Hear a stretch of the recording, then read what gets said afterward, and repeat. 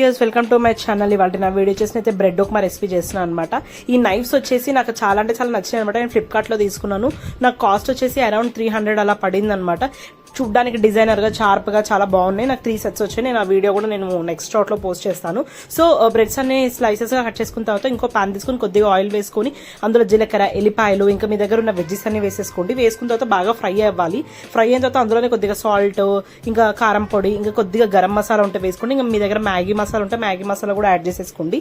ఆ తర్వాత అందులోనే ధనియాల పొడి, ఇంకా నా దగ్గర టమాటో కెచప్ ఉంది, tomato ketchup, soya sauce, green chilli sauce, ఇవన్నీ కూడా జస్ట్ ఇవన్నీ ఆప్షనల్. కాకపోతే టేస్ట్ అనేది బాగుంటుంది. సో అందుకోసమే నేను యాడ్ చేసుకుంటున్నాను. సో ఇవన్నీ వేసుకున్న తర్వాత బాగా మిక్స్ అయిన తర్వాత మనం ఇందాక ఏదైతే బ్రెడ్ స్లైసెస్ కట్ చేసుకున్నామో ఆ బ్రెడ్ స్లైసెస్ కూడా ఇందులోనే వేసి మనము నార్మల్ గా కలపాలన్నమాట. ఎక్కువ గట్టిగా స్టిర్ చేస్తే ఏమవుతుంటే ఆ బ్రెడ్ అనేది ముద్ద ముద్ద అయిపోతుంది. సో అందుకోసమని నార్మల్ గా పైన ఫ్రై చేసేసుకుని దీనిపైన లెమన్ ఇంకా కొత్తిమీరతో గార్నిష్ చేసుకుంటే బాగుంటుంది ఈవినింగ్ స్నాక్ లాగా.